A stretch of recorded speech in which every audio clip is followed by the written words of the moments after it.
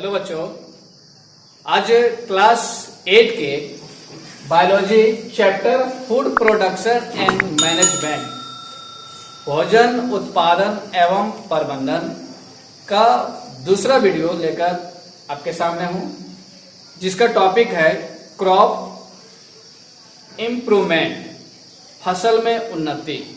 इससे पहले आपको पहला वीडियो हम बताए थे फूड के विषय में, फूड क्या है, उसके बाद क्रॉप्स, रबी क्रॉप्स और खरीफ क्रॉप, जायद क्रॉप, और मुख्य टॉपिक जो था एग्रीकल्चर प्रैक्टिस में से 8 पॉइंट आपको बताए थे। Preparation of the soil, sowing, manuring, irrigation, weeding,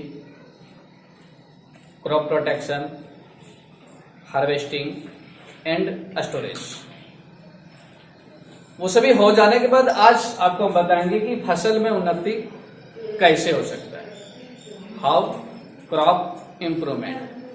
तो आप जानते होंगे कि आज से अगर हम 10 साल या 20 साल पीछे जाते हैं तो हमारे देश में एक भूखमरी का माहौल तैयार हो गया था।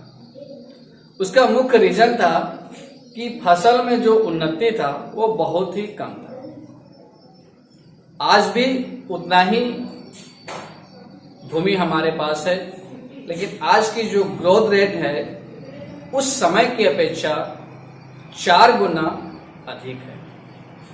इतना ही भूमि में पहले के लोग जो है खेती करने के बावजूद, एग्रीकल्चर करने के बावजूद उनको खाने तक को नहीं हो पाता था, और आज उतना ही खेत में हम लोग जो है फसल को उत्पादन करते हैं और खाने से भी ज्यादा हो जाता है। तो आखिर ऐसा कैसे हुआ?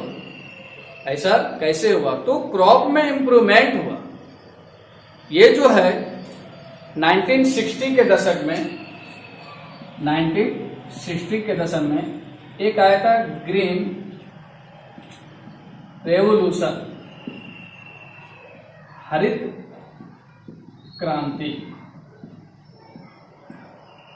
ये ग्रीन रेवोल्यूशन के पीछे भी मेन रीजन यही था कि हम फसलों के उत्पादन को कैसे बढ़ावें, ऐसा क्या उपाय करें ताकि फसल का उत्पादन जो है वो बढ़ सके।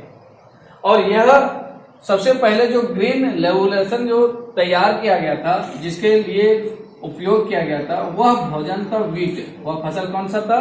वीट। और इसका जो सबसे पहले उपयोग किया गया, सबसे पहले जो आविष्कार किया गया मैक्सिको में, इसको इम्प्रूवमेंट किया गया। कहाँ? मैक्सिको में। उसके बाद हमारे देश में भी आया। कब? 1960 के दशक में। हरित क्रांति लाने के पीछे भी एक रीजन था, क्योंकि उस दौरान जो है 1960 दशक के पहले जो है भारत में भी भूखमरी की स्थिति पैदा हो गई थी। लोग भूखे मर रहे थे क्योंकि अनाज का उत्पादन बहुत ही कम हो गया था। और जैसे ही हरित क्रांति आया, ठीक है, उस उत्पादन में 4 गुना वृद्धि हो। कितना? 4 गुना। और जिसके माध्यम से फिर वहां से हरित क्रांति शुरू किया गया। और इसका जो शुरू करने वाले थे doctor MS Swaminathan, doctor MS Swaminathan. ये सबसे पहले ग्रीन रेवोल्यूशन का उपयोग किए, इन्वेस्टमेंट किए, और यहां से जो है हरित क्रांति शुरू हुआ। अब कि भोजन जो है केवल हमें पौधों से ही नहीं, इसके अलावे food obtain from cattle and other organism. Cattle means पशुओं से भी, या अदर ऑर्गेनिज्म से भी हम भोजन को प्राप्त करते हैं। आपको पता है कि हम लोग भोजन के रूप में पौधे और एनिमल पर डिपेंड है।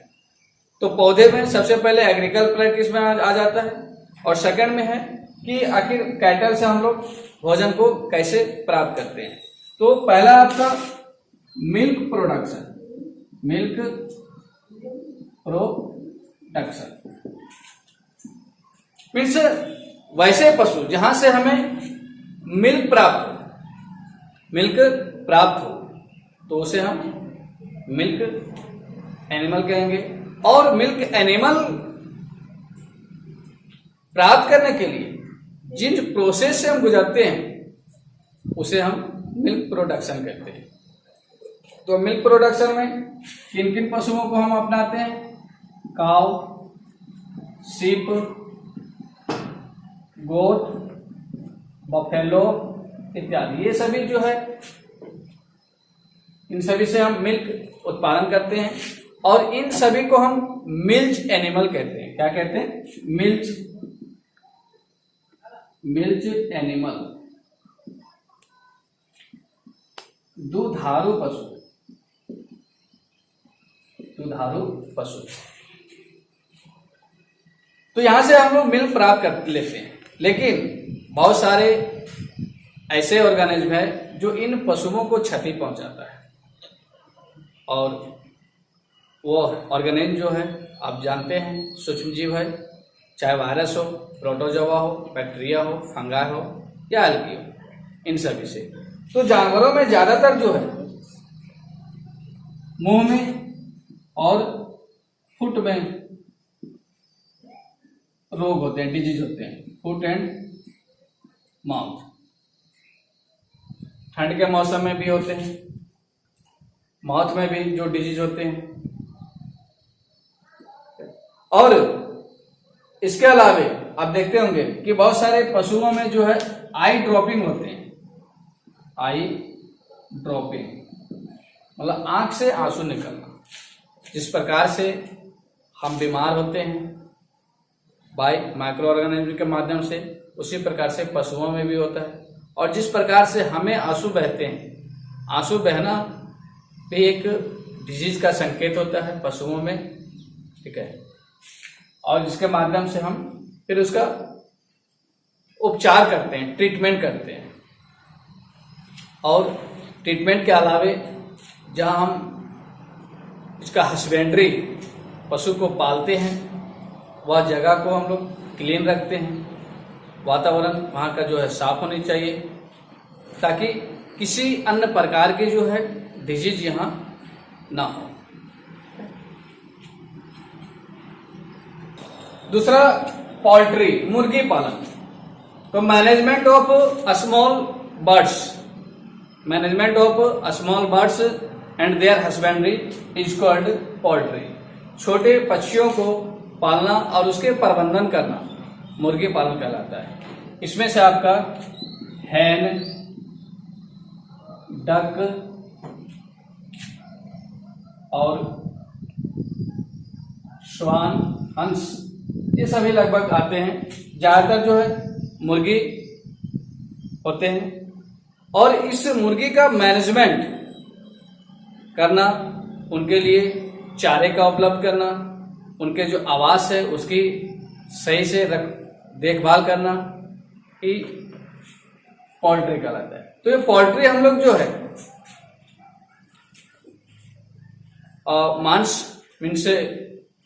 मांस प्राप्त करने के लिए, एग्स प्राप्त करने के लिए और आर्थिक दृष्टि से भी मुर्गी पालन करते हैं। तो मुर्गी में भी डिजीज होते हैं, तो इनका भी देखभाल करना होता है, उनकी भी साफ सफाई रखनी होती है। और एक अंडे से जो है चूजे का निकलना 21 डेज का प्रोसेस होता है। कितना? 21 डेज का। 21 दिन में जो है एक अंडे से चूजे तैयार होते हैं। और उस अंडे का जो बाहरी कवच है वो कैल्शियम कार्बोनेट से बना होता है। किससे? कैल्शियम कार्बोनेट से, CaCO3 से। तो इस प्रकार से हम मुर्गी पालन करते हैं। तीसरा आपका पीसी कल्चर, मत्स्य पालन मीन्स मछली पालन। तो मछली पालन भी हम लोग मांस के रूप में उसका भी उपयोग करते हैं और आर्थिक दृष्टि से भी उपयोग करते हैं। आप देखते होंगे इसमें रोहू, कटला, मांगुर इत्यादि, ये सभी जो है इनका मैनेजमेंट किया जाता है, इसको हम लोग प्रोडक्शन करते हैं। मछली उत्पादन के लिए हम लोग यह जो उत्पादन एक ताजा पानी से मीन्स स्वीट वाटर से, मीठा पानी, और दूसरा होता है सॉल्टी वाटर, नमकीन पानी। दोनों का अलग अलग प्रोसेस है, अलग अलग जगहों से इसको हम प्राप्त करते हैं, तैयार करते हैं। और लास्ट है आपका चौथा एपी कल्चर। एपी कल्चर शहद या मधु पालन। तो मधु हमें कहाँ से प्राप्त होता है? हनी से। हनी मीन्स मधु, हनी बी, हनी बी, मधुमक्खी से, मधुमक्खी से प्राप्त करते हैं। मधुमक्खी जो है, या कह सकते हैं एपीकल्चर जो है आर्टिफिशियल और नेचुरल। नेचुरल जो है उनका जो है गुण और स्वाद जो है अलग होते हैं, आर्टिफिशियल का गुण और स्वाद अलग होते हैं। आर्टिफिशियल में बहुत सारे शहद में जो है गुड़ मिला दिया जाता है, जिसके कारण से उसका टेस्ट जो है वो चेंज हो जाता है। तो एक अच्छे शहद का पहचान हम कैसे करेंगे? तो उसके पहचान के लिए एक हमने कांच का गिलास लेंगे और उसमें पानी ले लेंगे।